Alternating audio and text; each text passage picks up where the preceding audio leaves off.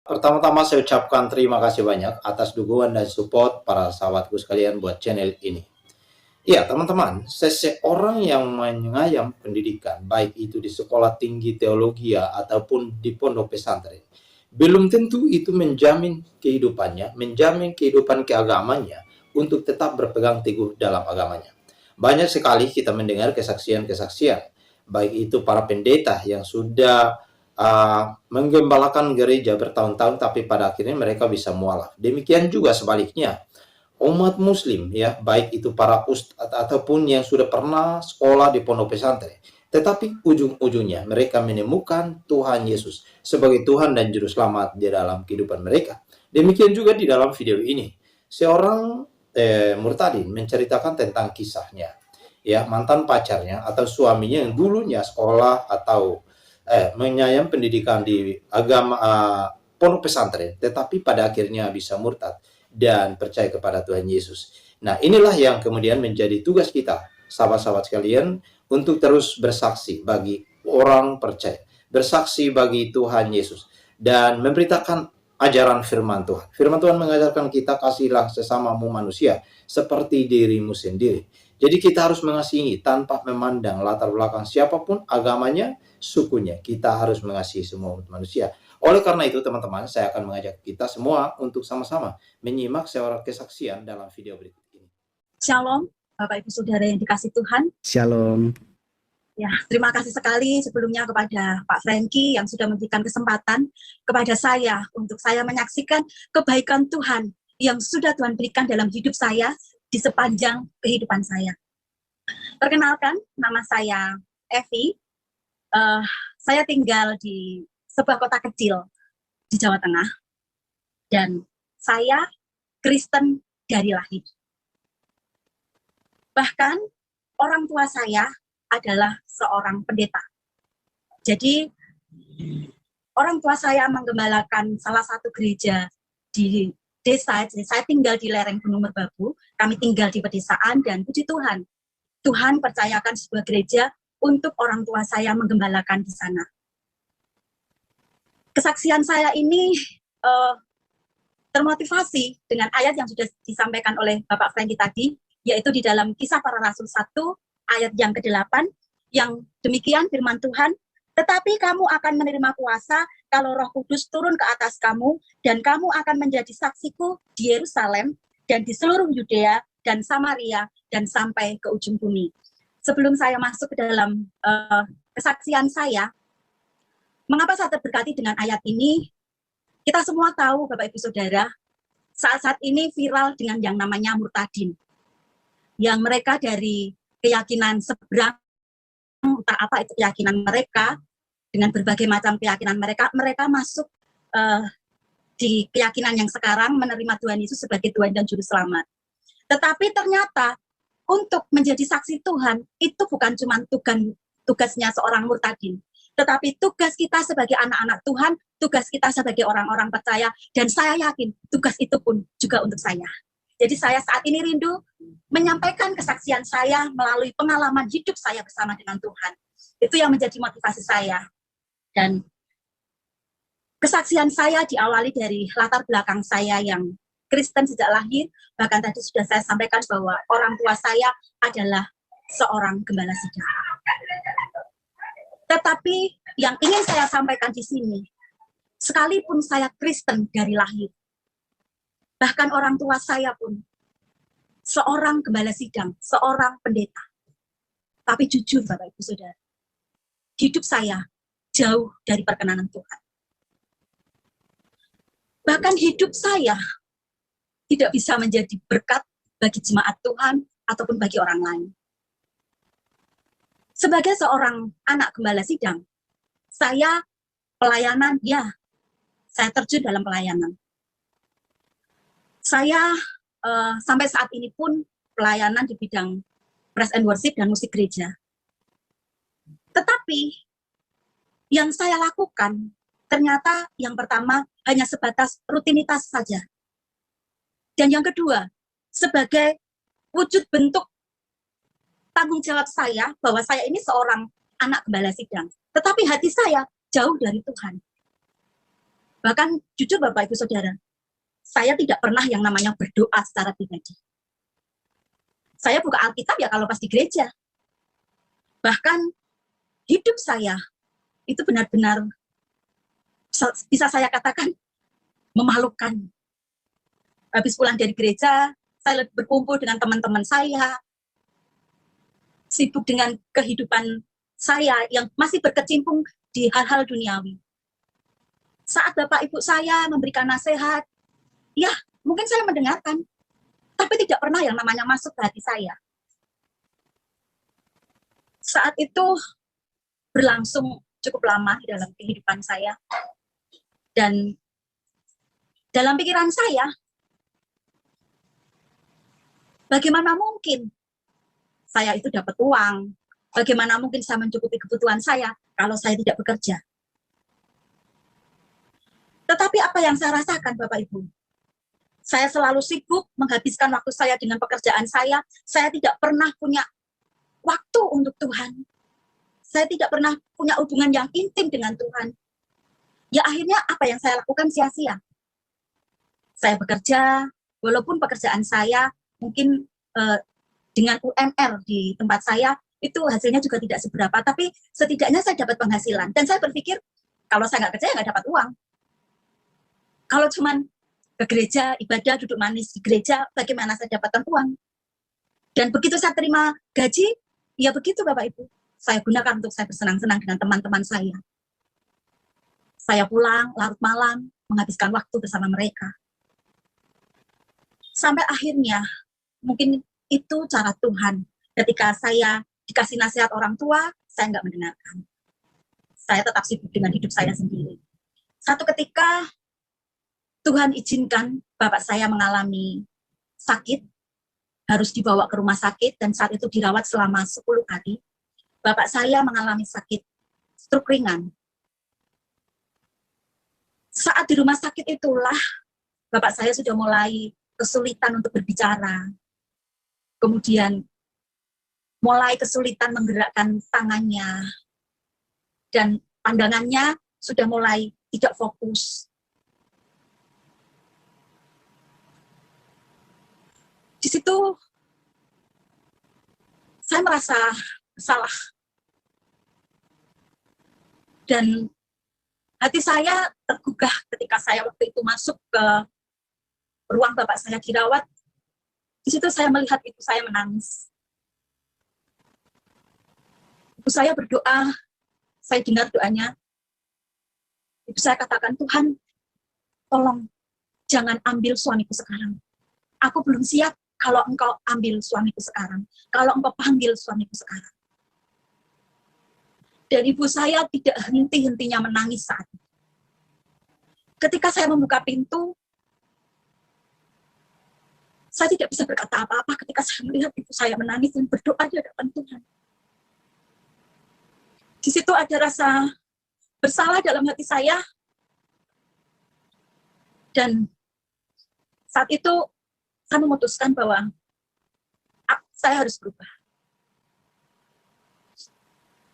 Dan setelah 10 hari Bapak dirawat, Bapak diizinkan pulang. Melakukan rawat jalan sambil terapi untuk stroke-nya. Dan puji Tuhan, lambat laun Bapak saya menerima kesembuhan dari Tuhan. Saat itu, sekalipun saya sudah berjanji dalam hati saya untuk saya ingin berubah. Tapi mungkin ibarat kedagingan saya masih kuat. Jadi saya juga terkadang masih kumpul sama teman-teman, masih memilih pelayanan ya sebatas tanggung jawab. Ibarat tuntutan selaku anak gembala sidang.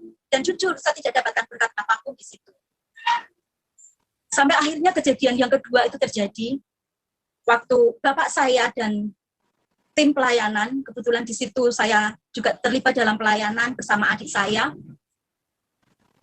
Kami saat itu sedang pelayanan di gereja Pos PI. Dan bapak saat itu sedang pelayanan perjamuan kudus. Waktu bapak pelayanan perjamuan kudus berdiri di mimbar, dia pegang roti dan gelas perjamuan. Tiba-tiba bapak saya jatuh tergeletak ke belakang dan mimbar yang di depannya ini ikut jatuh menimpa badan Bapak. Dan itu benar-benar kami pemain musik, semua petugas itu panik, jemaat Tuhan yang ada di gereja Puspei itu panik semua. Dan saya ini, dada saya bergemuruh, kencang sekali. Di situ saya mulai merasakan ketakutan yang luar biasa. Saya tidak bisa membayangkan kalau saat itu, saat Bapak jatuh saat itu waktunya Tuhan panggil Bapak saya. Itu benar-benar sudah tidak bisa saya menahan tangis saya. Dan disitulah saya benar-benar mulai berjanji sama Tuhan. Tuhan, jamah hatiku, ubah seluruh hidupku. Aku mau memberikan seluruh hidupku sepenuhnya kepadamu. Setelah ibadah itu, Bapak kembali dibawa ke rumah sakit dan kembali dirawat di rumah sakit. Tapi puji Tuhan, pertolongan Tuhan nyata. Bapak diizinkan pulang dan kembali dirawat di rumah. Sampai akhirnya Tuhan Yesus benar-benar menjamah Bapak sampai detik ini. Tuhan masih memanjangkan umur beliau, boleh tetap menggembalakan jemaat Tuhan. Dan setelah peristiwa itu, ada satu kerinduan muncul dalam hati saya. Tuhan, aku mau memberikan diriku sepenuhnya kepadamu. Dan kalau Tuhan izinkan untuk mengirimkan seorang pendamping buat saya rindu untuk Tuhan kirimkan seorang hamba Tuhan. Sehingga kami nanti, suami istri, bisa membantu pelayanan Bapak. Setidaknya bisa mendampingi pelayanan Bapak.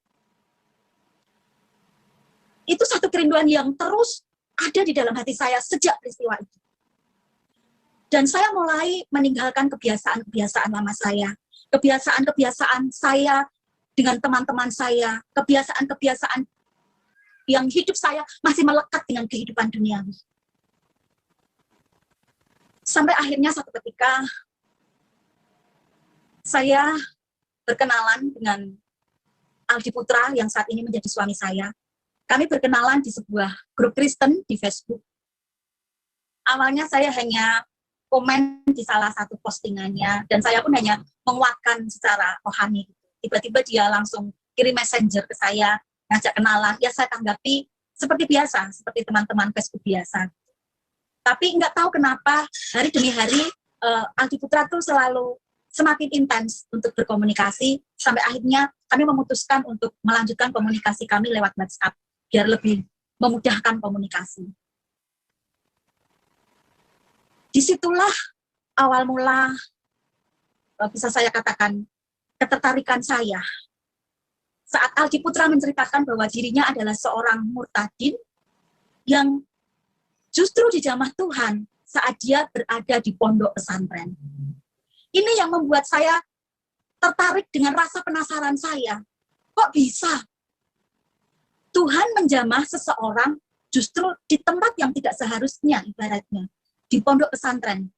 Sementara saya yang Kristen dari lahir, malah hidup saya jauh dari perkenanan Tuhan. Dan saya tidak pernah merasakan jamahan Tuhan, hadirat Tuhan dalam kehidupan saya. Bahkan kehidupan saya malah jadi batu sandungan di tengah-tengah jemaat sendiri. Berawal dari rasa ketertarikan itu, penasaran dan terus penasaran, saya coba menggali, kok bisa Tuhan Yesus menjamah kamu di pondok pesantren? Dan dia menceritakan semua kisah. Itu pun kami hanya tetap berkomunikasi secara biasa. Saya pun hanya sebatas tertarik dengan ceritanya. Tetapi ada satu hal yang membuat saya mulai membuka diri, mulai membuka hati. Mengapa Bapak Ibu Saudara? Ini adalah sesuatu hal yang tidak pernah saya dapatkan dalam hidup saya. Sekalipun orang tua saya seorang pendeta, sekalipun kita tetap tiap malam mengadakan misbah keluarga, tapi saya nggak pernah merasakan yang seperti itu. Kenapa? Biasanya kalau dapat kenalan di Facebook, apalagi sudah mulai ada pendekatan demi pendekatan, orang akan sibuk dengan berhahihi atau berhelosai saat mereka chattingan gitu ya. Tapi ini tidak, Bapak Ibu. Kita nggak pernah ngobrolin yang berlebihan seperti anak-anak muda zaman now gitu. Yang saya rasakan sesuatu yang tidak pernah saya dapatkan itu setiap kali Aldi itu menghubungi saya lewat WhatsApp, telepon, dia selalu ngomong sama saya itu seperti ini. Alkitabnya sudah disiapkan. Dan saya katakan ya, biasanya itu ada keponakan di samping saya, sekarang SMP. Jadi saat dia telepon, bukannya, halo saya, apa kabar, udah makan belum, dan lain sebagainya. Enggak, Bapak Ibu Saudara. Dia selalu ngajak saya untuk baca Alkitab dan berdoa bersama. Itu yang luar biasa, yang tidak pernah saya dapatkan. Mungkin ada beberapa kali saya mengenal laki-laki, tapi nggak ada yang seperti dia. Dan di situ saya merasa, kok saya yang Kristen dari lahir, malah pemahaman Alkitabnya pun jauh sekali gitu. Dan saya merasa ini orang sepertinya kelak bisa jadi imam buat saya, buat keluarga saya nantinya. Dan hubungan kami, komunikasi semakin intens, sampai pada akhirnya Aldi Putra menceritakan bahwa di dalam pertobatannya, dia rindu sekali untuk memberikan diri di dalam baptisan, masuk ke dalam pembaptisan. Dia minta saran dari saya, minta masukan bagaimana. Dan saya sebagai, bisa dikatakan saat itu teman baiknya, saya mendukung sekali, saya mensupport sekali. Dan jadi kami berkenalan di Facebook itu pada bulan Juli, pertengahan bulan Juli, dan di tanggal 8 bulan Agustus, Aldi memutuskan untuk masuk ke dalam pembaptisan. Jadi kurang lebih kami berkenalan selama 1 bulan, Aldi Putra memutuskan untuk dibaptis. Saat itu, nggak tahu kenapa, ada kerinduan dalam hati saya untuk mendampingi pembaptisan dari Aldi Putra ini. Padahal jarak kami sangat jauh. Jadi Aldi Putra di Jakarta, di Depok tepatnya, dan saya di Jawa Tengah. Tapi ada kerinduan yang besar yang mendorong hati saya untuk bisa mendampingi di dalam pembaptisan dia. Akhirnya saya putuskan, saya berangkat ke Jakarta. Dan sebelum itu, dalam komunikasi kami, Aldi sudah cerita sama saya bahwa dalam pertobatannya itu dia mulai diproses sama Tuhan. Dia juga harus kehilangan pekerjaannya.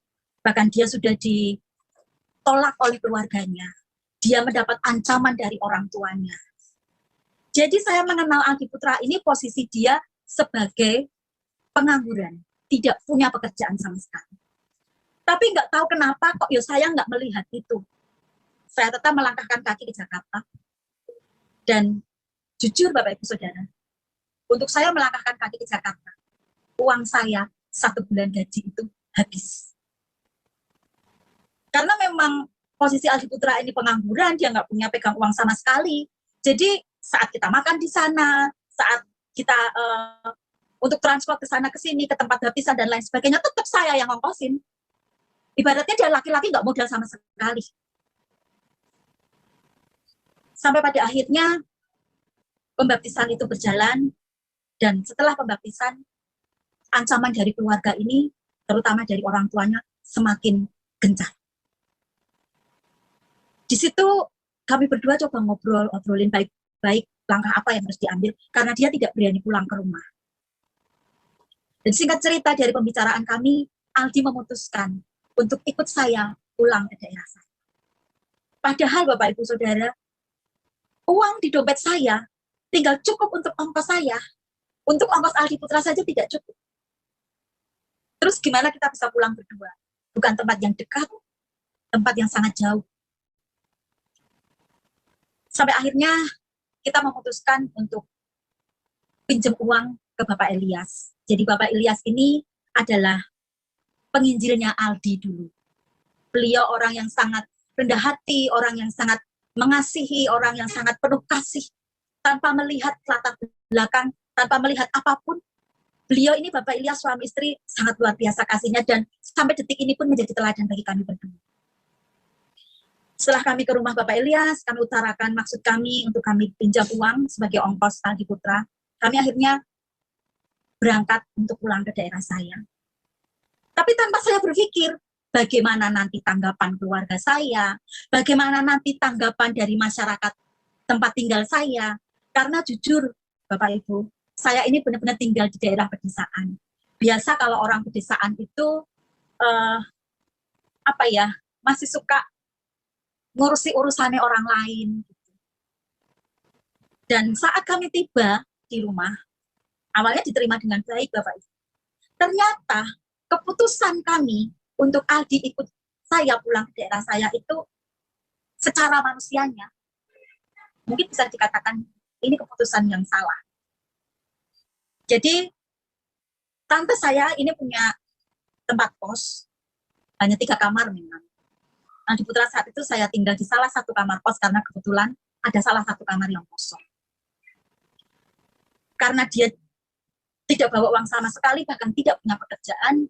Jadi selama dia di sini, semua kebutuhan Aldi Putra saya yang menanggungnya. Bayar kos, saya yang membayarnya. Dari situlah mulai Bapak Ibu, proses hidup yang sebenarnya. Ternyata untuk masuk ke dalam rancangan Tuhan, masuk ke dalam rencana Tuhan, harus melewati tantangan demi tantangan, harus melewati proses hidup yang luar biasa. Singkat cerita, saya perkenalkan Aldi dengan keluarga saya, diterima dengan baik. Tapi saya nggak ngerti bagaimana penerimaan keluarga saya, bagaimana pemikiran keluarga saya. Satu hari ketika saya tinggal Aldi Putra bekerja, saya bilang sama Aldi memang seperti ini, nanti bantuin Bapak saja metik cengkeh di kebun. Jadi kita punya kebun, ditanami cengkeh, dan kebetulan pas kedatangan Aldi itu, pas waktunya panen cengkeh. Dia tak suruh bantuin panen di kebun. Biar yang pertama dia juga nggak jenuh, saya tinggal kerja, dia di tempat kos sendiri. Sementara kan nggak mungkin saya juga ada di tempat kos itu, saya tetap pulang ke rumah. Dan juga maksud saya biar lebih dekat gitu, kenal dengan keluarga saya minta dia bantuin Bapak Ibu untuk petik cengkeh di kebun. Tapi ternyata setelah petik cengkeh itu selesai, pulang, Aldi juga ikut makan siang di rumah, tiba-tiba dia dipanggil sama orang tua saya. Dan dia ditanya, Mas Aldi, maksud Mas Aldi datang ke sini ini apa? Dan Aldi mulai menceritakan bahwa dia seorang mutadin yang baru saja bertobat, jadi dalam pencariannya akan Tuhan Yesus selama 2 tahun itu digenapi saat pembaptisan di bulan Agustus itu. Dan Aldi juga sampaikan ke orang tua saya bahwa dia sudah ditolak oleh keluarganya, bahkan dia menerima ancaman dari orang tuanya. Kemudian keluar pertanyaan dari orang tua saya, khususnya ibu. Ibu nanya gini, terus tujuanmu sama Evi itu apa? Dan Aldi juga katakan bahwa saya ingin serius dengan Evi, anak ibu. Tidak berhenti sampai di situ, Bapak Ibu. Ibu saya masih nanya, lah terus kamu pekerjaannya apa? Ya Aldi sampaikan bahwa dia sekarang tidak punya pekerjaan. Karena dia harus kehilangan pekerjaan saat dia memutuskan untuk menerima Tuhan Yesus. Dan di situ orang tua saya sampaikan, Mas, kalau di sini orang Jawa, apalagi orang desa, kalau mau melamar cewek, melamar perempuan, itu harus dengan orang tua, harus dengan keluarga, dan harus membawa seserahan. Dan di situ Aldi tidak bisa ngomong apapun. Ya bagaimana mungkin bawa orang tua? Dia saja tidak berani pulang ke rumah. Terus mau seserahan pakai apa? Dia uang sepeser pun tidak punya. Dan di situ Aldi pulang ke kos, saya pulang kerja, setelah saya mandi dan lain sebagainya, saya nyamperin dia untuk bawakan nasi bungkus untuk makan dia. Dia cerita bahwa tadi siang ibaratnya disidang sama bapak. Dan saya pun ya agak gimana gitu rasanya. Tapi bukan soal itu Bapak Ibu. Saya melihat dengan mata kepala saya sendiri. Penerimaan mereka mulai berubah. Sikap mereka mulai berubah. Cara penerimaan mereka mulai berubah. Dan saya sempat mendengar dari saudara saya bahwa keluarga saya itu ibaratnya nganggap saya ini wanita yang bodoh gitu. Lah kok Evi itu, maaf bahasa kasarnya, lah kok Evi kok ya goblok men. Tahu dia itu laki-laki pengangguran, kok ya malah dibawa pulang. Terus besok kalau mau nikah itu mau makan pakai apa? Dan di situ bukan cuma Aldi yang menerima perlakuan-perlakuan yang tidak menyenangkan, termasuk saya. Saya merasa ketika berkumpul dengan keluarga, saya merasa saya asing. Mereka memandang kami ini dengan sebelah mata. Kami merasa, mereka memandang kami itu dengan pandangan yang merendahkan kami. Sementara di satu sisi, saya harus tetap mencukupi semua kebutuhan Aldi selama di sini. Bahkan saya ingat Bapak Ibu, pagi sebelum saya berangkat kerja, saya biasa mampir ke tempat kos, beli nasi bungkus buat sarapan dia. Itu dia pakai untuk makan pagi dan makan siang. Jadi satu bungkus itu dibagi jadi 2. Dan saya sendiri di tempat kerja tidak bisa makan siang. Saya harus menahan untuk saya makan siang, biar nanti malam bisa makan malam. Karena memang tadi saya sampaikan gaji saya 1 bulan udah habis. Tapi kan waktu terus berjalan, uang saya juga semakin menipis. Sampai pada akhirnya saya menggadaikan motor saya. Itu harta satu-satunya yang saya punya. Sebagai sambung kaki saya, harus saya gadaikan. Untuk apa? Untuk memenuhi dan mencukupi kebutuhan kami. Bayar kos, makan, dan lain sebagainya. Dan tidak hanya berhenti sampai di situ. TV di kamar kos, ada TV di situ. Itu TV milik saya yang biasa saya pakai di rumah, di kamar. Saya taruh di tempat kos biar Aldi juga nggak kesepian. Akhirnya juga saya gadaikan. Habis sudah semuanya. Uang tidak punya, motor sudah tergadaikan, TV tergadaikan. Dan saya ingat kalau saya berangkat kerja, pinjem sama motor keponakan. Itu ngasihnya itu kayak nggak ikhlas. Selain ngisi bensin, saya juga ibarat bayar uang sewa motor itu. Dan semakin mereka menganggap saya ini wanita yang bodoh. Dan ada satu saudara saya yang mengatakan, apa dia mau makan cinta? Itu yang dia katakan. Dan itu sangat menyakitkan hati saya. Sampai akhirnya, mungkin itu pun jadi satu titik terendah Aldi. Dia merasa, aku di sana, di Jakarta, ditolak oleh orang tua. Aku melangkahkan kaki di Jawa Tengah, ditolak oleh keluarga saya. Dia putus asa, dan dia ngomong sama Tuhan, Tuhan, apa keputusan saya ikut Engkau, itu adalah keputusan yang salah. Satu ketika, kami ada selisih paham, ya juga berkenaan dengan kehidupan kami yang penuh saat itu, benar-benar ada dalam tekanan. Di dekat desa saya, itu ada sebuah pondok pesantren juga yang cukup besar. Sampai tengah malam itu, kami agak-agak selisih paham, mungkin sekitar jam 11 malam dia katakan, sudah, sekarang tolong antar saya untuk kembali ke pondok pesantren. Kalau saya ke pondok pesantren, saya tidak akan membebani kamu. Kebutuhan makan saya, kebutuhan hidup saya akan ditanggung oleh pondok pesantren itu. Saya nggak bisa ngomong apapun, saya hanya nangis, dan malam itu saya antarkan dia ke pondok pesantren. Dan sampai di sana, sampai di depan pintu gerbang, saya juga nggak ngomong apapun. Saya hanya nangis, dan nangis. Tapi dalam hati saya berdoa, Tuhan, tolong kuatkan iman Aldi. Jangan sampai Aldi kembali ke keyakinannya yang lama. Sudah lumayan di situ, Aldi Putra sampai memutuskan akhirnya, ya udah, kita kembali saja, antar aku ke tempat kos. Saya antarkan dia ke tempat kos dan saya pulang. Ternyata tanpa sepengetahuan saya, Aldi Putra ini ibaratnya nantang sama Tuhan.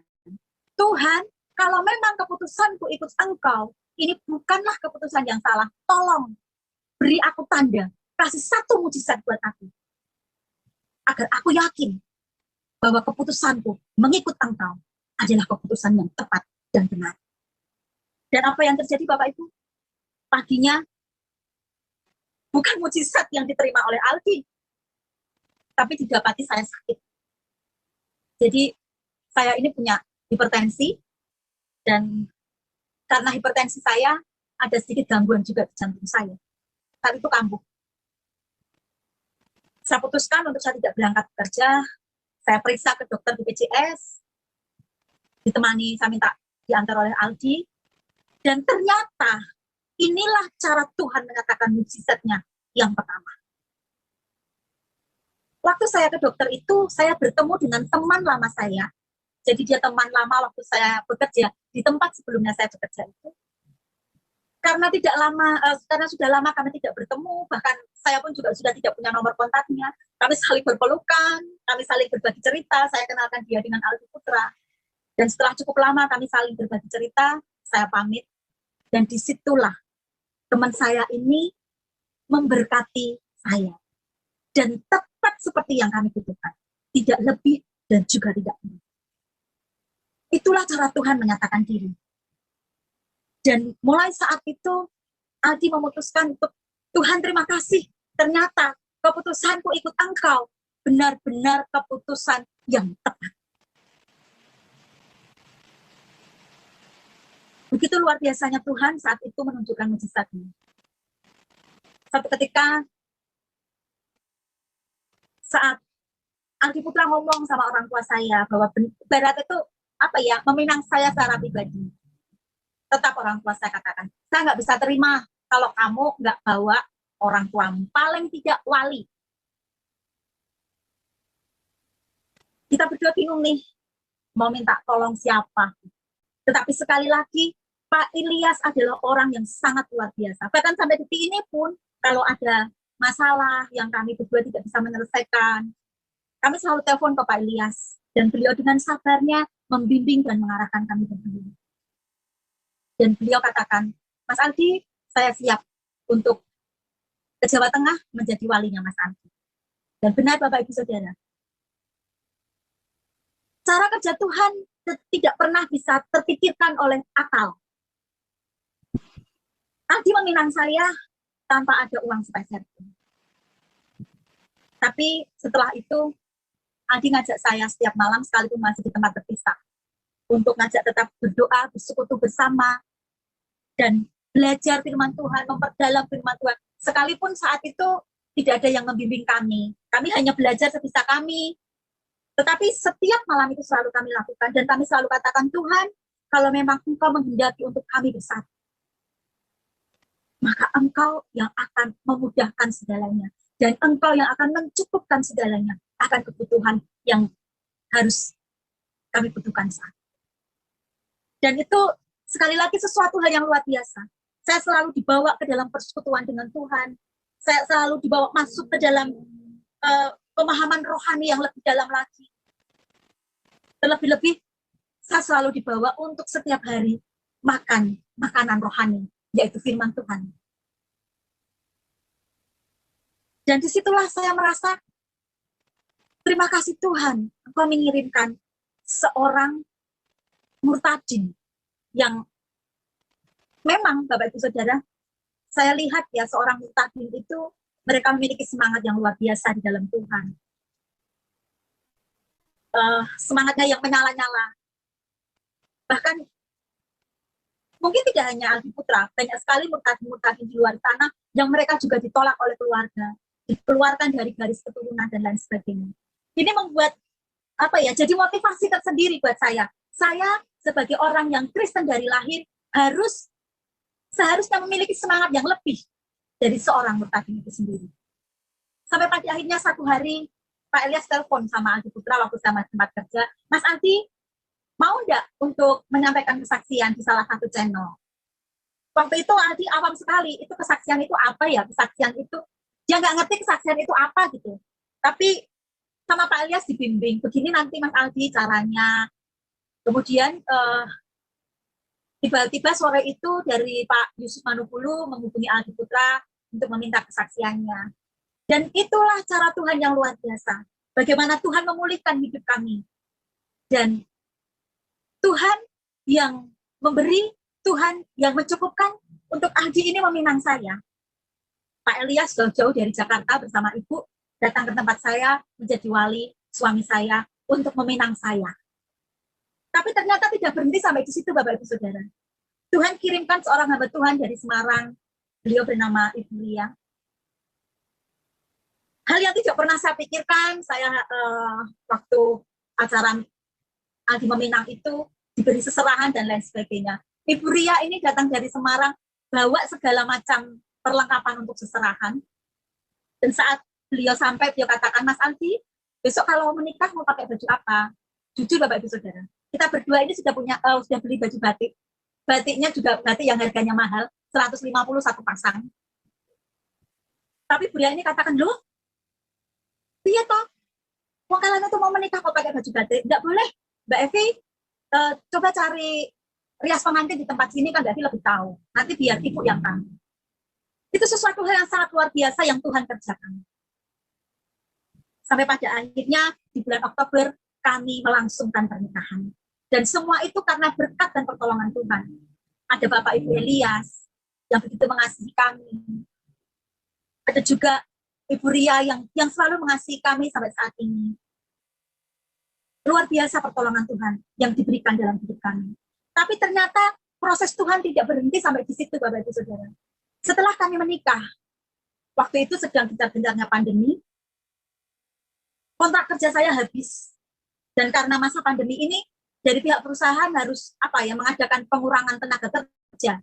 Dan kontrak kerja saya sudah tidak bisa diperpanjang lagi.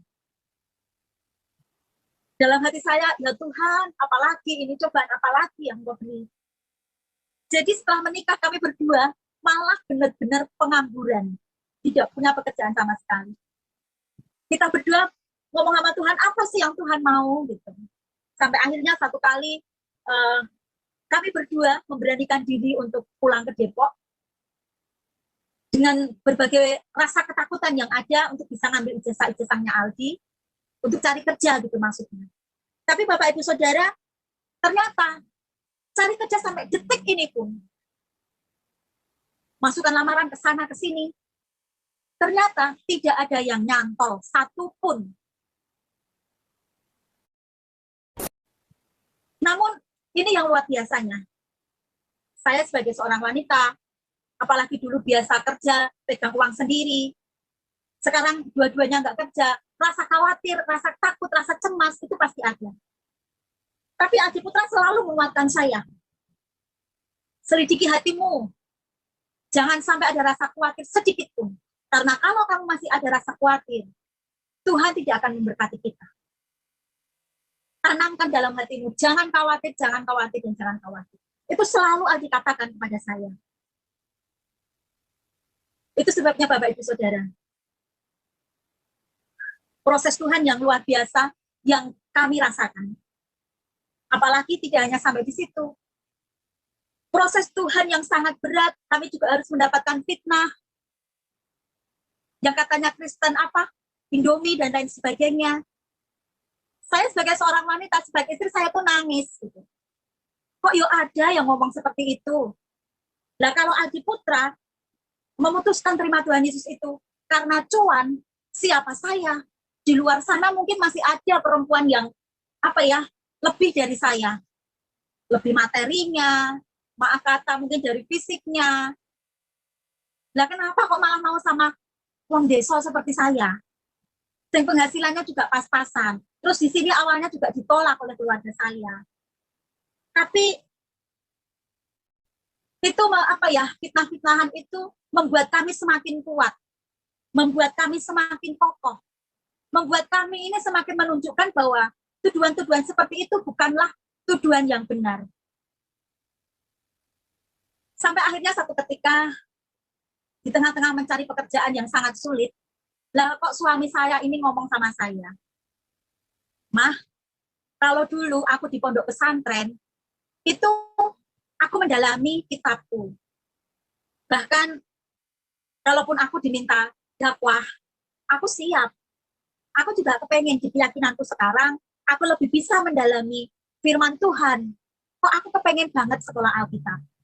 Lah saat itu saya mikir, lah piye toh? Lawang kerja aja enggak kok malah mau sekolah Alkitab. Terus bayarnya mau bayar pakai apa?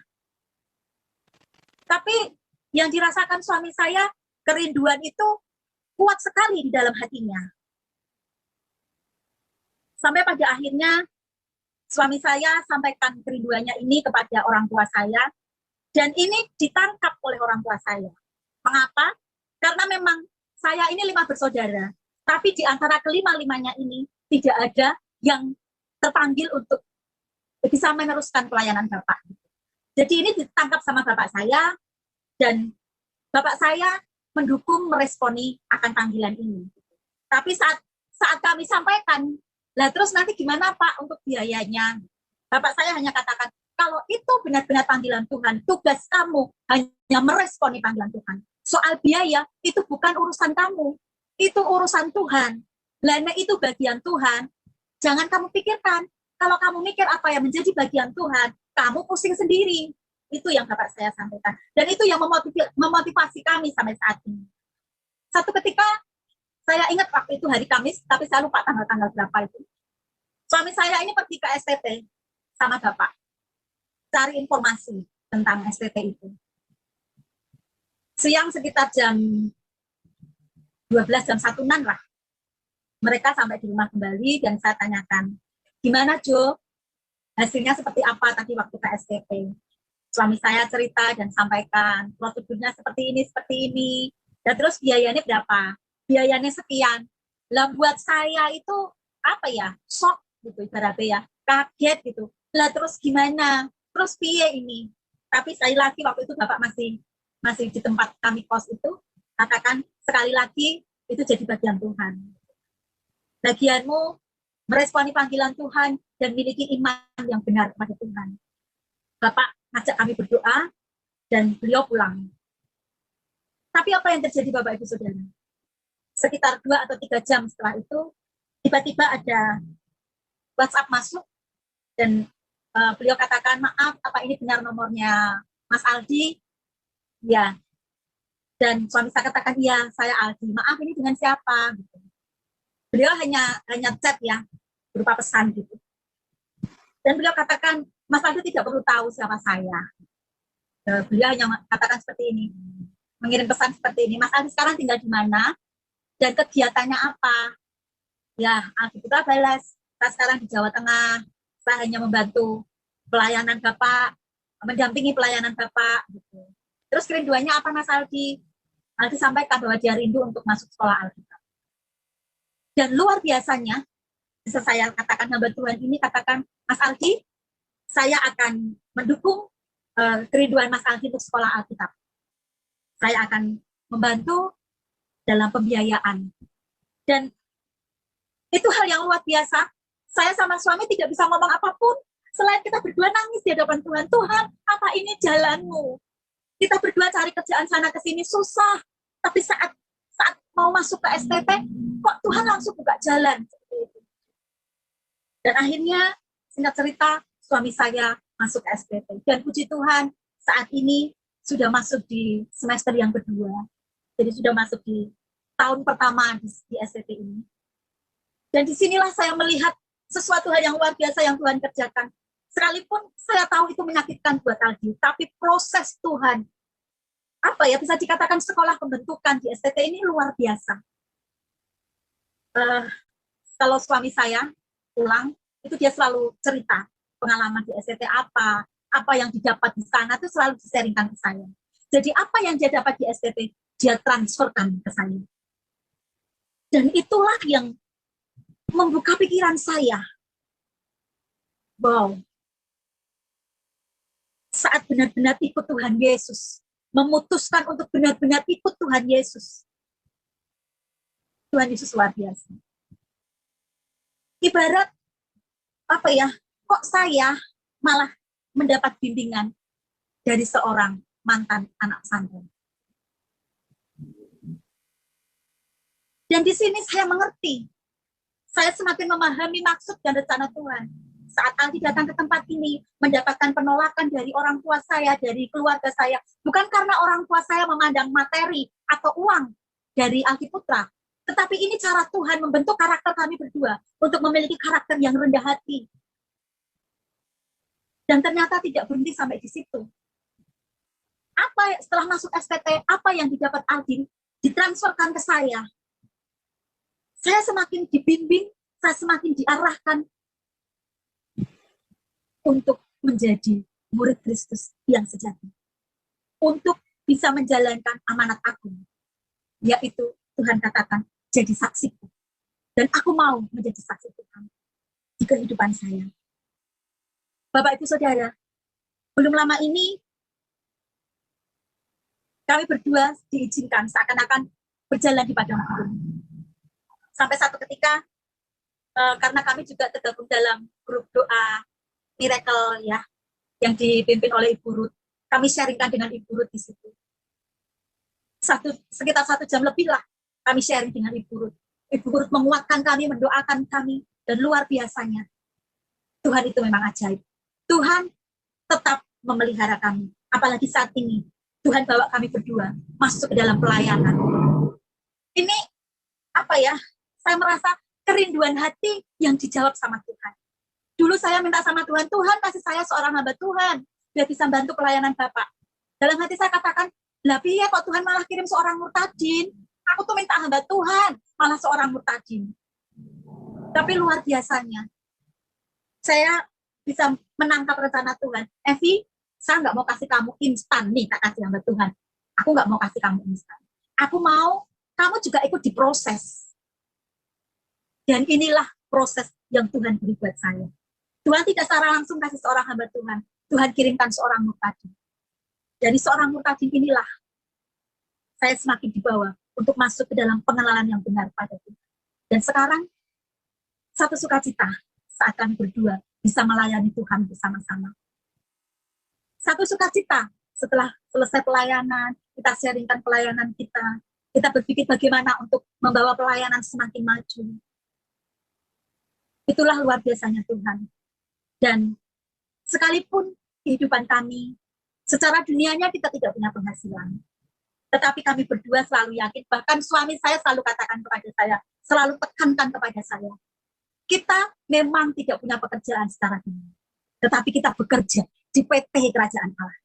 Tuhan yang menyediakan upahnya bagi setiap pekerjaan yang sudah kita lakukan untuk Dia. Dan Bapak pun sudah sampaikan kepada Aldi Putra bahwa kelak rindu untuk memberikan tongkat ini, tongkat penggembalaan kepada Aldi Putra. Meskipun demikian, saya selalu katakan kepada suami, biar kehendak Tuhan yang jadi. Dimanapun Tuhan pakai kita, mau tempatkan kita, saya mau katakan sama Tuhan, Gusti, kulo manut. Tuhan, saya ikut Engkau, apapun yang Engkau mau dalam hidup kami. Dan terbukti sampai saat ini, Tuhan tidak pernah membiarkan kami kelaparan. Tuhan terus pelihara kami. Sekalipun secara manusia tidak berlimpah, tapi Tuhan tidak pernah membiarkan kami meminta-minta. Tuhan terus memelihara kami. Tuhan terus menjaga kami. Bahkan sesuatu hal yang luar biasa saat apa yang kami butuhkan, tepat pada waktunya, Tuhan selalu menolong kami. Dan Tuhan tidak pernah meninggalkan kami. Itulah luar biasanya Tuhan. Dan apa yang saya sampaikan pada malam hari ini, biarlah boleh menjadi berkat bagi banyak orang. Dan saya katakan, sebenarnya di Kristenan sendiri, masih banyak para kadrun Kristen. Karena saya dulunya juga masih jadi kadrun Kristen, tapi cara hidupnya masih cara hidup yang lama. Cara hidupnya masih cara hidup yang sama dengan dunia. Masih suka saling menjatuhkan sana-sini. Dan sebenarnya kadrun Kristen ini yang lebih berbahaya menurut saya. Karena Kristen tapi tidak ada Kristus. Kristen tapi tidak ada di dalam kebenaran. Dan saya berharap melalui kesaksian yang saya sampaikan ini, boleh memotivasi bagi setiap kita, terutama khususnya para wanita. Siapapun kita, tidak memandang laki-laki atau perempuan, kita bisa menjadi saksinya Tuhan. Ketika kita menyampaikan kebaikan Tuhan dalam hidup kita, itu artinya kita sudah menjadi saksi Tuhan bagi siapapun dan dimanapun berada. Inilah kesaksian yang saya sampaikan. Saya bersyukur melalui seorang murtadin, saya terus dibawa dan dibimbing ke dalam pengenalan yang benar. Dan akhirnya kami mengalami hidup bersama Tuhan. Kami mengalami mujizat demi mujizat bersama dengan Tuhan. Dan saya yakin perkara yang besar akan semakin Tuhan kerjakan dalam hidup kami. Sekalipun tantangan yang kami hadapi juga akan semakin besar. Tapi bersama Tuhan, kami tidak akan takut. Bahwa Tuhan akan senantiasa ada bersama kami, membela kami, dan akan senantiasa memelihara hidup kami. Ini kesaksian yang bisa saya sampaikan.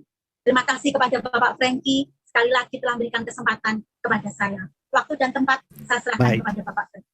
Wow, luar biasa ya kesaksian dari Ibu Evi Putra pada malam hari ini.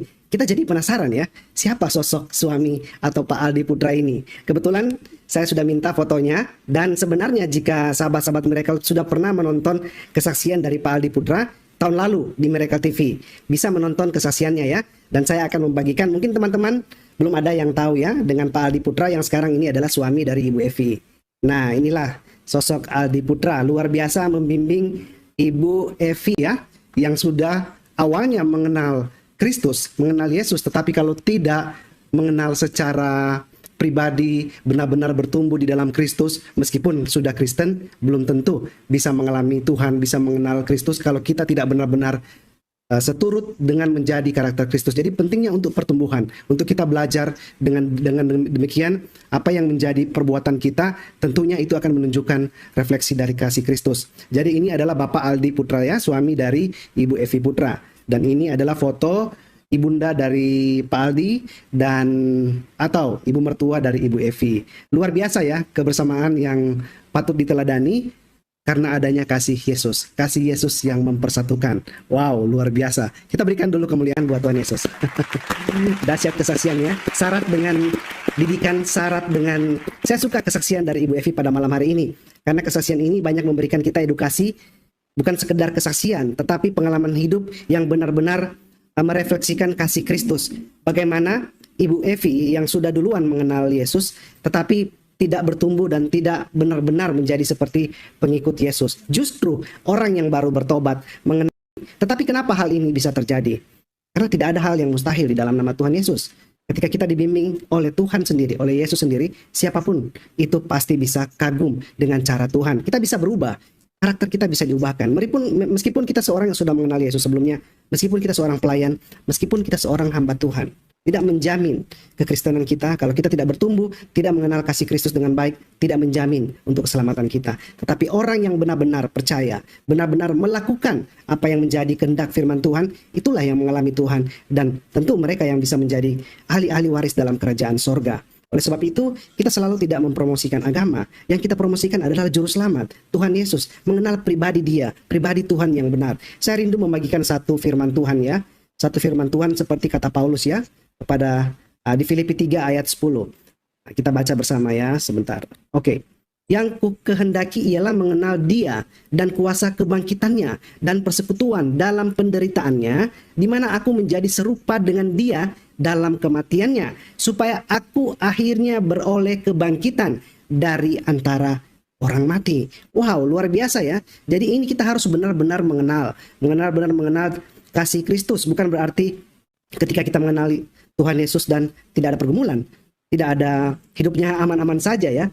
Tidak ada agama apapun di dunia, di muka bumi ini, kalau kita masih sebagai manusia pasti mengalami pergumulan, pasti mengalami permasalahan. Tetapi dengan Tuhan Yesus kita akan mengalami kemenangan yang luar biasa. Sungguh sangat memberkati kesaksian pada malam hari ini. Dan saya juga ingin membagikan teman-teman yang rindu ingin mengikuti sharing-sharing yang luar biasa dari Pak Aldi Putra bersama istrinya Ibu Evi Putra. Saya share channel YouTube dari mereka berdua bernama, sekarang channel YouTube-nya sudah bernama El Shaddai Channel ya. Tapi sebelum bernama El Shaddai Channel, YouTube-nya bernama APTV Channel ya. AP itu Aldi Putra kalau tidak salah. Kita koreksi kalau saya salah ya. Mungkin itu AP itu adalah Aldi Putra. TV ya. Jadi APTV Channel. Sekarang channelnya sudah nama El Shaddai. Tetapi teman-teman kalau klik APTV Channel di YouTube pasti akan keluar nama ini ya. Dan silakan di-subscribe, silakan di-follow agar supaya kita bisa belajar, kita bisa saling memotivasi membangun satu sama lain. Karena apa yang dilakukan oleh Pak Aldi ini luar biasa ya. Melakukan bimbingan yang benar-benar ajaib kepada Ibu Evi Putra, sehingga Ibu Evi dapat bersaksi pada malam hari ini dengan luar biasa. Itu karena bimbingan rohani yang saya katakan dahsyat ya, apa yang dilakukan oleh Pak Aldi. Karena kalau tidak dibimbing dengan baik, tentu kesaksian itu juga tidak akan merema, tidak akan menjadi kekuatan bagi kita.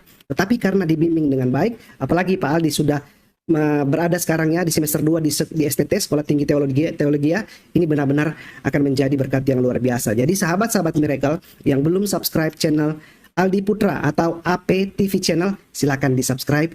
Dan setiap hari, saya juga subscribe. Saya setiap hari melihat share-share yang dibagikan oleh Pak Aldi bersama dengan Ibu Evi. Sangat menguatkan dan sangat membangun. Ya, baik. Dan sekarang kita bergeser ke Zoom.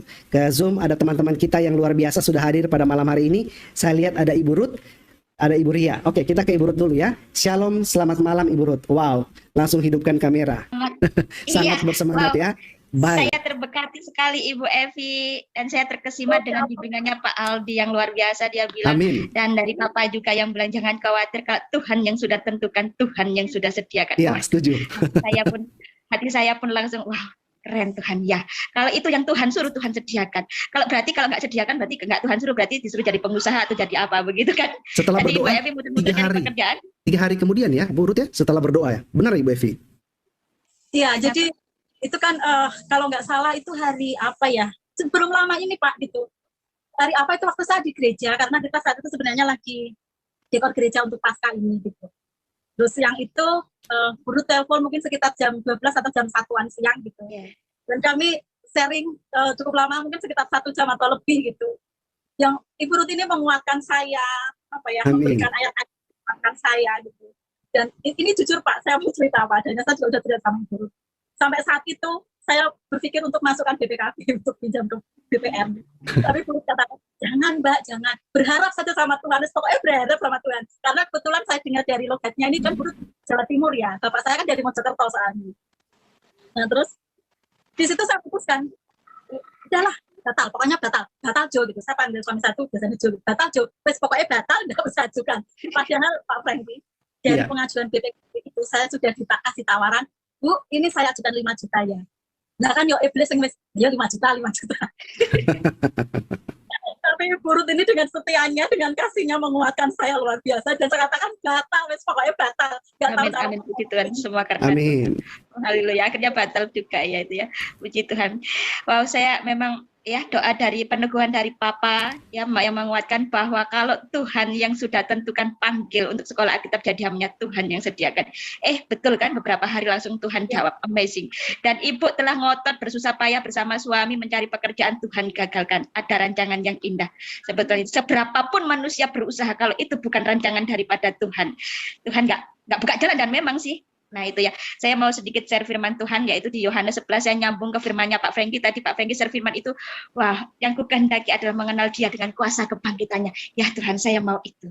Lalu ada sambungannya, Yohanes 11:25, berhubung ini nuansa Paskah. Akulah Yohanes 11 kebangkitan. ayat 25. Ayat 25. Ini yang saya firman, yang saya rema, yang saya terima dan saya renungkan siang dan malam. Jawab Yesus, akulah kebangkitan dan hidup. Barang siapa percaya kepadaku, ia akan hidup walaupun sudah mati. Dan setiap orang yang hidup dan yang percaya padaku tidak akan mati selama-lamanya. Percayakah engkau akan hal ini? Amin. Benar. Percaya. Kita yang percaya, ya, kita Haleluya. yang percaya kita nggak akan mati. Tetapi kedagingan kita lah yang harus dimatikan. Karena apa? Karena kita bukan dilahirkan dari benih yang fana, yaitu kita dilahirkan dari benih yang tidak fana, yaitu firman Allah. Saya jadi teringat dengan firman Tuhan bahwa kebangkitan Tuhan Yesus itu melahirkan kita, kebangkitan Tuhan itu melahirkan kita, dilahirkan kembali dari kebangkitan Tuhan Yesus. Ayatnya di mana itu ya? Di Alkitab sini sih saya tandain bahwa kita dilahirkan kembali dari kebangkitan Tuhan Yesus. Wow, jadi ya Pak Aldi, Ibu Evi saat ini mengalami betul-betul lahir baru ya. Saat ini dari firman Allah. Nuruti firman Allah, kita hidup bukan dari roti, tapi kita hidup dari firman Allah yang keluar dari mulut Allah. Ya, Ibu Evi mengimani itu, wis. Pokoknya percaya aja lah, wis. Ini itu berarti Ibu Evi mengimani bahwa kita hidup bukan dari roti, tapi dari firman Allah. Mengimani apa yang dikatakan Bapak tadi itu kan, bahwa wis talah, percaya aja kalau Tuhan yang panggil, Tuhan yang akan memberikannya. Genap firman Tuhan, Allahku akan mencukupi segala keperluanku. Seperti itu kan. Allah dahsyat, Allah luar biasa. Kita saat ini itu ya dilahirkan bukan, kita ini ya dilahirkan kembali oleh kebangkitannya. Ya toh, dan kita ini dilahirkan kembali bukan dari benih yang fana, tetapi yang fana itu akan mati. Firman Tuhan tadi bilang, akulah kebangkitan yang hidup. Barang siapa percaya, ia tidak akan mati melainkan hidup. Yang dimaksud adalah roh kita dengan memakai tubuh kemuliaan. Nah, nyambung, kita dilahirkan bukan dari benih yang tidak fana, tetapi kita dilahirkan bukan dari benih yang fana, tetapi kita dilahirkan dari benih yang tidak fana, yaitu firman Allah. Tadi saya merenungkan firman ini ya Tuhan, saya dilahirkan dari firman Tuhan, firman Tuhan apa? Jadi saya praktekkan setiap hari, saya makan aja firman Tuhan ya, saya hidup dari firman Tuhan, saya amini firman Tuhan. Oh, Tuhan memberikan kuasa, jika engkau percaya, inilah tanda-tanda yang menyertai orang percaya, bahwa dia menumpangkan tangan, dia bisa menyembuhkan orang dalam nama Tuhan Yesus, dia bisa mengusir setan, bisa menyembuhkan sakit kusta. Saya amin nih, karena saya hidup bukan dari benih yang fana, tapi saya hidup dari firman Allah. Dan apa yang Tuhan katakan, saya amini. Roh Kudus menolong saya. Inilah sedikit firman tadi, dan sangat terberkati sekali oleh kesaksiannya, dan inilah firman Allah yang hidup, roti hidup itu. Kita hidup bukan dari roti, tapi dari setiap perkataan Allah yang keluar. Jika kita imani, wow, damai sejahtera luar biasa. Sekian Pak Franky, terima kasih. Baik, terima kasih Ibu Ruth ya. Luar biasa sudah berpartisipasi dengan kita pada malam hari ini dan berbagi juga firman Tuhan. Sungguh sangat menguatkan kami semua. Kita bergeser ke Ibu Ria, dan nanti sesudah itu ada Ibu Yeti juga ya. Ya, kita ke Ibu Ria, kita tanya dulu. Shalom, selamat malam Ibu Ria. Shalom, selamat malam Pak Franky. Wow, apa kabarnya Bu? Selamat Paskah, dan bagaimana kabarnya pada malam hari ini? Selamat Paskah Pak, beberapa hari ini sangat sibuk. Tadi saya lihat kesaksian, loh saya lihat saya amati Evi ini. Iya. Selamat malam Pak Franky. Ya, selamat malam. Silakan Ibu. Pak Franky, saya ini mau meneguhkan aja dengan kesaksiannya ya Pak ya. Boleh, dengan senang hati. Karena Silakan waktu Ibu. mau menikah itu, saya pertama kali melihat Aldi ini bersaksi di tempatnya channel lain gitu. Iya. Terus hari itu saya bagaimana digerakkan Tuhan untuk menelpon Aldi. Iya. Setelah itu saya telepon janjian, tapi bagaimana entah kami bercerita banyak hal. Saya kayak terasa itu ada ditaruh Tuhan membuat saya ini, anak ini harus menjadi beban untuk saya. Itu aja yang ditaruh di hati saya waktu itu. Iya. Mungkin tadi saya nggak tahu apa yang disaksikan sama Evi. Jadi Evi itu bukan secara kebetulan Pak, hari itu saya yang melamar dia Pak waktu mau menikah Pak. Iya. Haleluya. Dan bagaimana Tuhan menuntun saya waktu itu, saya harus menyiapkan. Jadi saya meneguhkan Pak, bukan saya mau bicara bagaimana saya memperlakukan dia sebagai anak saya waktu itu, tapi saya hanya meneguhkan di sini. Bagaimana saya dari berangkat dari rumah saya ajak hamba Tuhan, saya pergi ketemu dan saya mempersiapkan. Jadi kayak anak saya yang mau nikah itu Pak, saya mengatur penghantarannya segala macam. Kayak anak saya sendiri yang mau menikah, dan saya penuh sukacita waktu itu. Terus saya pergi dan saya ketemu orang tuanya, saya lamar dia di hadapan orang tuanya. Jadi kayak saya berbesan sama papahnya itu Pak Franky. Tapi karena COVID waktu itu sehingga ada sesuatu hal yang memang kami tidak bisa datang ke sana saat hari hanya itu. Saya juga minta maaf, saya nggak bisa datang Nak. Saya juga bilang sama papahnya, oh ini besan kok nggak datang, katanya. Aku mohon maaf Pak, ada sesuatu hal yang membuat saya memang nggak bisa datang saat pernikahannya. Tapi saya mengikuti dari awal prosesi sampai selesai, dikirimi foto-foto. Saya sungguh-sungguh senang sekali, kayak anakku sendiri yang menikah. Jadi ini mantu saya ini Pak Franky, sungguh luar biasa. Luar biasa. Tuhan mengirim orang-orang yang tepat ya, untuk saling menguatkan, saling menopang. Betul. Ya, karena doa orang benar besar kuasanya. Ini karena doa-doa semua ya, sehingga Tuhan membuka jalan. Dan seiring jalannya waktu, saya juga tahu banyak tahu hal bagaimana pergumulan kehidupan mereka, tetapi Tuhan itu dahsyat. Hari lepas hari Tuhan selalu menolong ya Nak ya, terus menolong. Tetap pegang teguh firman Tuhan, itu saja pesan saya Nak. Tetap setia, calon ibu gembala, jadi janganlah patah semangat. Iya.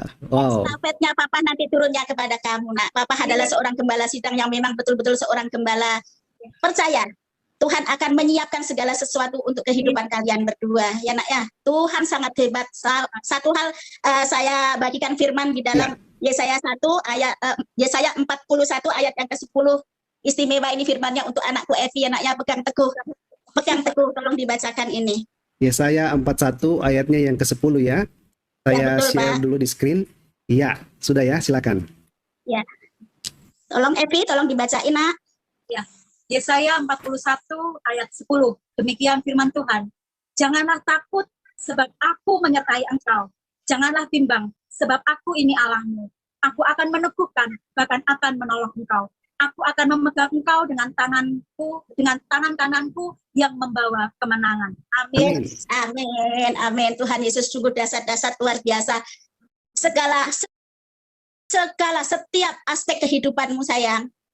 terus pegang erat firman Tuhan. Amin ya Maka Tuhan. Tuhan akan tetap meneguhkan cita-citanya Aldi, di mana dia datang dengan keadaan yang seperti itu. Evi sudah tahu semuanya. Dan sampai sekarang dituntun sedemikian rupa kepada Tuhan itu karena keajaiban demi keajaiban telah datang di dalam kehidupanmu, nak. Tetap pegang teguh firman Tuhan dan Amin. ingat pertolongan Tuhan selalu tepat pada waktunya. Tetap Amin. setia, nak. Amin. Seperti dia, iya. Seperti Terima biasanya datang kepada Tuhan, berdoa bersama. Jikalau dulu semakin ada masalah, kita semakin bergandengan tangan, Ibu. Sekarang sudah Amin. itu, bukan bergandengan Amin. tangan, berpelukan untuk datang kepada Tuhan. Sekarang sudah jadi kasih. Iya. Ya, signal dari Ibu Ria. lakukanlah Ya. sehati dalam roh di mana Tuhan sudah mempersatukan kamu datang kepada Tuhan. Amin. Amin. Amin. Luar biasa Terima ya. Ya. Baik, Ibu Ria. Saya juga salam hormat untuk tetap semangat. Tuhan memberkati. Amin Ibu, terima kasih. Amin, terima kasih ya. Dan saya terkagum-kagum dengan cara Tuhan. Tadi Ibu Evi sempat katakan dari 5 bersaudara, ini tidak ada ini yang calon untuk menyambung tongkat, ya, membawa tongkat estafet untuk menjadi gembala. Wow, tapi Tuhan mengirim luar biasa ya, orang yang tepat yang adalah suami Ibu Evi yang sekarang ini sedang belajar untuk sekiranya dan pasti akan menjadi gembala untuk menggantikan ayahanda ya, yang saat ini adalah gembala sidang. Wow, luar biasa. Sungguh luar biasa cara Tuhan di dalam hidup orang-orang yang percaya. Dan ada yang bertanya ini di kolom komentar. Katanya yang harusnya bersaksi Pak Aldi. Nah, sahabat-sahabat Miracle, Pak Aldi sudah bersaksi. Silakan lihat video kesaksian Pak Aldi di Miracle TV. Ya, tahun lalu kalau tidak salah. Mungkin bisa diketik kesaksian Betul, Pak. Aldi Tahun lalu, Putra. Pak. Iya. Iya, di Miracle TV. Tahun Sudah lalu. ada ya? Kesaksian Pak Aldi Sudah, sudah ada Pak, di Miracle TV. Ini kesaksian dari istrinya. Baik, terima kasih Ibu Ria atas Terima kasih, Pak Presiden. partisipasi pada malam hari ini, dan luar biasa Ibu mendukung keluarga ini ya, menopang keluarga ini. Wow, puji Tuhan. Tuhan Yesus sungguh memberkati Ibu lebih dahsyat lagi ya. Amin. Terima kasih Pak Franky. Selamat Iya, malam. selamat malam. Kita bergeser ke tamu yang lain yang ada di Zoom, Ibu Yeti. Ya, Ibu Yeti ini sudah miss 3-4 hari ya. Puji Tuhan malam hari ini bisa bergabung. Shalom, selamat malam Ibu Yeti. Waduh, iya, akhirnya bisa bergabung dengan kita pada malam hari ini ya. Puji Tuhan. Ya, apa kabarnya? Apa kabarnya pada malam hari ini, Ibu Yeti? Puji Tuhan, Pak Franky. Baik, Puji Tuhan. silakan Ibu. Ya, kesaksian Bu Evi sungguh luar biasa ya, pertolongan Tuhan, pemeliharaan Tuhan sampai saat hari ini. Memang pekerjaan Tuhan itu nggak bisa kita hitung, nggak bisa kita bayangkan dengan logika kita. Tapi cara Tuhan itu sungguh ajaib, sangat ajaib. Tuhan punya banyak cara untuk menolong, memelihara kita. Memang hal-hal yang tidak terpikirkan oleh kita, tetapi itulah cara Tuhan. Ya, saya dengar tadi kesaksian Bu Evi dari pertama sampai sekarang itu sungguh luar biasa. Boleh kita baca Pak Franky di Baik. Kejadian 5, Kejadian 5, Kejadian 45, Sorry. 45, Kejadian 45, oke, ayat 7 sama 8. 7 dan 8. Baik, Ya, tolong Ibu Evi baca. Ya Ibu. Kejadian 45 ayat 7 dan ayat yang ke-8. Maka Allah telah menyuruh aku mendahului kamu untuk menjamin kelanjutan keturunanmu di bumi ini dan untuk memelihara hidupmu, sehingga sebagian besar daripadamu tertolong. Jadi bukanlah kamu yang menyuruh aku ke sini, tetapi Allah. Dialah yang telah menempatkan aku sebagai bapa bagi Fir'aun dan tuan atas seluruh istananya dan sebagai kuasa atas seluruh tanah Mesir. Amin. Amin. Puji Tuhan. Ya, begitulah cara Tuhan menolong Bu Evi dari pertama kenal Pak Aldi sampai ke Jakarta, baptisan, kembali lagi ke Jawa, harus bekerja, Pak Aldi menunggu di kos. Sepertinya kayak Yusuf ya. Yusuf dijual saudaranya. Yusuf selalu menceritakan mimpinya, matahari, bulan yang akan menyembah dia. Ya begitulah kehidupan kita, memang tidak bisa kita pikirkan. Emang rencana Tuhan itu sungguh indah, sungguh luar biasa. Maju terus, semangat, ikut Tuhan, tetap yakin bahwa Tuhan Yesus itu menuntun langkah kita dari pertama sampai akhir kalau kita setia. Terima kasih. Semangat. Makasih itu dulu Pak Franky. Ya, sama-sama Ibu Yeti. Terima kasih juga atas waktunya sudah berpartisipasi dengan kita pada malam hari ini dan menguatkan dengan firman Tuhan. Baik, sudah tergabung pada malam hari ini hamba Tuhan Pak Lalu Pausen. Mari kita sambut beliau dengan sukacita. Shalom, selamat malam Pak Lalu. Silakan hidupkan mic dan kameranya.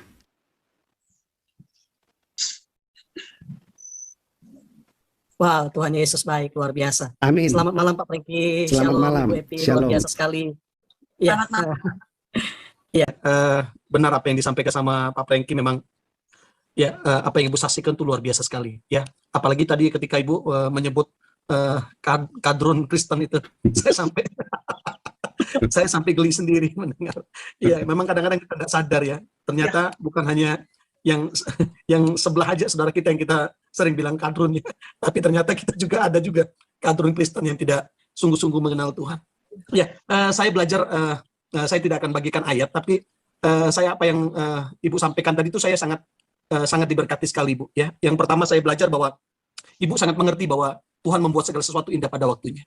Ya, itu yang saya tangkap Amin. memang. Dan saya belajar dari Ibu bahwa Ibu punya BBM. Apa itu BBM? Bersyukur, berkarya, melakukan bagiannya Ibu.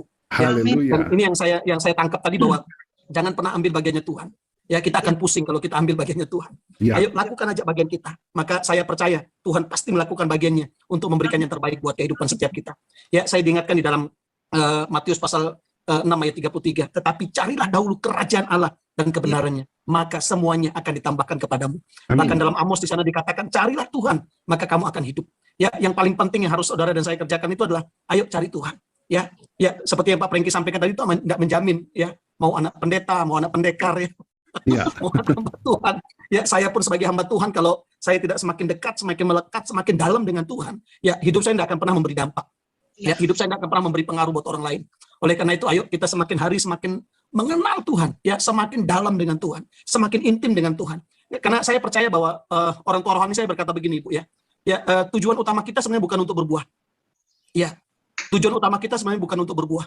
Tapi apa yang Tuhan mau? Kita melekat dengan Tuhan.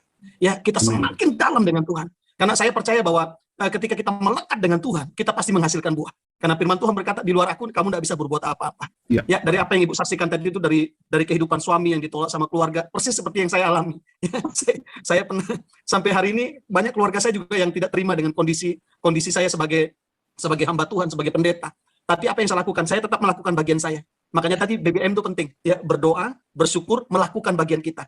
Ya, ada juga BBM yang kedua yang saya pelajari dari Ibu, ya. Apa itu BBM? Berakar, bertumbuh, menghasilkan buah. Wow, keren. Yes. Ya, makanya penting buat kita ayo punya BBM. Ya, kalau BBM kita sudah habis, nggak ada artinya. Ya, kita akan mengalami kepadaman dalam kehidupan setiap kita. Tapi kabar baiknya firman Tuhan berkata, ya, sekalipun suluh itu mau padam, itu tidak akan dipadamkan sama Tuhan. Ya, yang paling penting kita punya BBM. Apa itu? Berdoa, bersyukur, melakukan bagian kita. Yang kedua, BBM yang kedua itu apa? Berakar, bertumbuh dan menghasilkan buah untuk nama Tuhan dipermuliakan. Ya, Pak Franky, setiap saya mau masuk itu pasti ada saya baru lepas salam sama Pak Franky itu selalu ada yang minta tolong Pak Lalu nyanyi ya. Padahal saya ini silakan bukan Pak, penyanyi dengan yang- senang hati. Berarti mereka diberkati Pak. Itu berarti mereka sangat diberkati dengan saya bilang, talenta. ini mereka belum tahu kalau saya ini, tapi tolong jangan sedih kalau dengar pujian saya. Saya sama mungkin sama Pak Aldi ya. Dulu biasanya kasidah. Ya, dulu haram musik itu bagi kami. Ya, tapi malam hari ini saya rindu untuk membagikan satu buah pujian. Tapi sebelum saya membawakan pujian, tadi ada yang saya tangkap dari apa yang Ibu sampaikan itu. Menjadi murid sejati. Ya. Itu yang saya belajar dari Ibu itu luar biasa. Ya, saya bilang, wow, ini kalau setiap kita menjadi murid Tuhan, ya murid sejati, kita tidak akan menjadi Kristen kadrun. Tapi kita akan menjadi Kristen yang menjadi berkat, menjadi contoh dan teladan buat orang lain. Ya, karena saya percaya bahwa murid itu punya tempat yang spesial di hati Tuhan. Ya, dan murid itu akan melakukan perkara-perkara besar seperti yang pernah Yesus lakukan, bahkan lebih besar daripada itu firman Tuhan katakan. Ya, oleh karena itu ayo jadi murid yang sejati. Nah, bagaimana kita bisa menjadi murid sejati? Kita harus masuk dalam sekolahnya Tuhan. Apa itu sekolahnya Tuhan? Seperti yang Ibu Epi alami bersama dengan suami. Ya, sekolah kehidupan itu sekolahnya Tuhan. Dan saya belajar saya mungkin pernah bagikan, ada 5 pelajaran yang harus kita ikuti di sekolahnya Tuhan. Yang pertama namanya IPA. Apa itu IPA? Bukan ilmu pengetahuan alam, ikuti perintah Allah, itu IPA. Itu harus kita ikuti dalam kehidupan setiap kita di sekolahnya Tuhan. Yang kedua namanya IPS. Apa itu IPS? Inilah penyembahan sejati. Hidup dalam pujian dan penyembahan. Hidup dalam doa dan ucapan syukur. Ya, hidup haus lapar akan kebenaran firman Tuhan dalam kehidupan setiap kita. Nah, yang ketiga ada namanya PPKN. Dulu kalau PPKN itu ada di sekolah sekuler kita ya. Cuma saya lupa pendidikan apa ya, keluarga negaraan gitu ya. Kalau di sekolahnya Tuhan ada namanya PPKN. Apa itu? Pertumbuhan pada karakternya. Ya, seperti yang Ibu alami, ya, bertumbuh pada karakter Kristus. Ya, itu buah roh tadi itu. Ya, kasih, sukacita, damai sejahtera, kemurahan, kebaikan, kesabaran, kesetiaan, kelemah lembutan, dan penguasaan diri itu harus kita hidupi dalam kehidupan setiap kita. Nah, yang keempat namanya mat. Kalau dulu saya tulis matematika itu mat. Nah, apa itu matnya Tuhan? Matematiknya Tuhan? Ya, menghasilkan anak terang. Ya, 1 tambah 1 itu 2. Ya, ibu sama suami itu akan membawa banyak jiwa-jiwa datang kepada Tuhan. Itu mat, menghasilkan anak terang. Nah, yang kelima itu ada namanya bahasa. Bahasa itu apa? Bayar harga sampai habis. Ya, makanya kalau mengikut Tuhan itu ada 3 syaratnya, ya. Pikul salib, sangkal diri, baru ikut Tuhan. Makanya saya percaya kalau kita mau ikut Tuhan, mau masuk dalam sekolah Tuhan, harus mengikuti 5 pelajaran ini. Dan itu akan membuat kita bisa memiliki predikat titel sebagai MTH. Bukan master of theology, bukan, tapi murid Tuhan. Ya. Amin. Ya, luar biasa ya. Haleluya, puji Tuhan. Wow, pujian yang sungguh memberkati dan menguatkan kita semua. Ya, mohon maaf Ibu Evi, dahsyat. suaranya agak serak-serak merindukan. Luar biasa, Pak. Luar biasa. Amin. Sekali. Sayang, sedih nyanyi. Saya takut tadi napas saya tidak sampai ke situ. tapi saya belajar dari apa yang Ibu Evi tadi sampaikan, itu luar biasa. Ya, sekali lagi saya ingatkan, ayo kita harus memiliki BBM. Ya, berdoa, bersyukur, dan melakukan bagian kita. Ya, jangan pernah lakukan bagiannya Tuhan. Kita akan pusing. Izinkan Tuhan melakukan bagiannya. Maka dia akan membawa kita semakin hari semakin naik. Ya, mengalami yang tidak pernah kita lihat, tidak pernah kita bayangkan, tidak pernah timbul dalam hati kita. Itu yang akan Tuhan sediakan bagi setiap kita yang mengasihi Dia. Yang kedua, BBM yang kedua itu berakar, bertumbuh, dan menghasilkan buah. Dan saya percaya apa yang Anda saksikan malam hari ini, Anda pasti nikmati buahnya. Ya, dan nama Tuhan dipermuliakan. Ya, tetap semangat Ibu Evi. Haleluya. Salam buat Bapak ya. Pak Franky, terima kasih Ya, banyak. sama-sama, Salam dari Pak Lombok, Lalu. ya. Baik. Tuhan Yesus memberkati kita Tuhan semua. Yesus memberkati luar biasa. Amin. Amin. Ya, terima kasih ya kepada pendeta atau hamba Tuhan Pak Lalu Pausen. Sekarang kita bergeser, mungkin masih ada satu lagi ya, kita kasih kesempatan sebelum kita tutup sesi kesaksian pada malam hari ini. Silakan hidupkan mic-nya Pak Romi ya kalau tidak salah. Silakan Pak Romi, dan kita akan tutup sesi kesaksian pada malam hari ini. Jika Pak Romi ingin berbagi, silakan hidupkan mic-nya. Ya, salam. Shalom. Wow, sepertinya suara ini saya sangat kenal ya. Apa kabar Pak? Ya, terima kasih. Haleluya. Selamat Haleluya. Paskah. Selamat Paskah. Itu dan semua teman-teman seiman tentunya. Ya, saya penuh sukacita setiap hari karena hidup di dalam benar pasti nyaman dan merdeka. Kita baru saja masuk kemerdekaan. Semua yang percaya Tuhan sudah merdeka hidupnya. Itu yang utama. Saya teringat akan firman Tuhan di Amsal 9 ayat ke-10. Mungkin bisa dibuka. Amsal 9 ayatnya yang ke-10. Iya, silakan Pak. Ya, permulaan hikmat adalah takut akan Tuhan dan mengenal yang Maha Kudus adalah pengertian. Ini kita jika sudah mengenal Tuhan, ya, dan kita mengerti apa yang harus kita lakukan, ya, apa yang perlu kita laksanakan di dalam hidup kita, tugas-tugas apa, dan bagaimana kita mengerti akan Tuhan, bagaimana hubungan kita dengan Tuhan. Apa yang sudah disampaikan Pak Lalu Pauzan tadi luar biasa, ya. Saya ingin menambahkan aja apa yang sudah Pak Lalu sampaikan. Dan saya punya sukacita yang luar biasa. Kemarin hari Paskah kita ada membaptis 2 orang yang sudah percaya Tuhan, ya.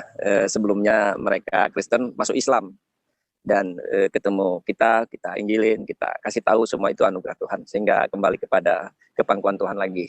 Ya. Jadi harus kuat. Wow. Apapun yang kita alami jangan pernah meninggalkan Tuhan, karena Tuhan kita sungguh baik. Tuhan kita bukan pendendam. Tuhan kita mengampuni sebesar apapun dosa kita. Kasih Tuhan jauh lebih besar. Amin. Ya, saya ulangin, sebesar apapun dosa kita, kasih Tuhan jauh lebih besar sehingga dosa kita bisa terhapus oleh anugerah Tuhan. Ya, saya selama ini jarang hadir di Miracle TV, bukan berarti saya tidak rindu. Sangat rindu Pak Franky dan teman-teman semua. Ya, saya sangat rindu. Saya banyak belajar dan saya banyak pelayanan selama ini. Ya, terus berjalan, dan hari ini tadi saya ada share ke Bu Ruth di mana saya di daerah ini sedang melakukan pelayanan. Saya ketemu banyak orang dan kita melakukan hal yang luar biasa semua untuk Tuhan, bukan untuk kita. Ya, itu intinya. Tetap semangat, jangan pernah tinggalkan Tuhan, karena tidak ada keselamatan di luar Yesus Kristus. Amin. Dan kemerdekaan itu hanya kita dapat dari Tuhan Yesus. Kalau di iman kita ikut Yesus, membantu orang boleh, mendoakan orang boleh, ya, berbagi kasih boleh, membunuh orang tidak boleh. Tetapi di iman yang lain membunuh orang boleh. Memilih pemimpin yang tidak seiman tidak boleh. Bayangkan kita bisa memilih siapapun. Tidak ada masalah. Kita bisa makan di rumah siapapun. Tidak masalah. Itulah kasih. Ya, Tuhan tidak pernah membedakan manusianya, tetapi Tuhan memberikan peringatan kepada kita. Carilah kerajaan Allah sehingga kamu tahu kebenarannya. Terima kasih, Tuhan Yesus memberkati. Haleluya. Amin. Haleluya, puji Tuhan. Terima kasih ya Pak Romi yang sudah berbagi dengan kita pada malam hari ini. Dan benar saya sangat terkagum-kagum. Saya benar-benar bersyukur mengenal Tuhan Yesus yang dahsyat luar biasa. Karakternya, kasihnya, pengorbanannya, wow, membuat saya benar-benar tidak ada kata yang bisa melukiskan lah ya, bagaimana pengorbanan, bagaimana kasihnya. Dan saya selalu bersuka cita, saya selalu bersemangat untuk mendengar kesaksian yang menguatkan, yang memberkati, agar supaya kita tetap diingatkan lewat kesaksian, lewat firman Tuhan. Kita tetap on the track melakukan firman Tuhan, sehingga setiap hari bergulir tanpa terasa kita melewati pergumulan. Karena ada roh sukacita di dalam tubuh kita, ada Tuhan Yesus. Jadi ketika kita refleksikan itu di dalam pekerjaan sehari-hari, tak terasa pergumulan itu berlalu begitu saja. Dan kita akhirnya menjadi orang-orang yang selalu menang atas masalah. Karena Tuhan Yesus, ya, luar biasa.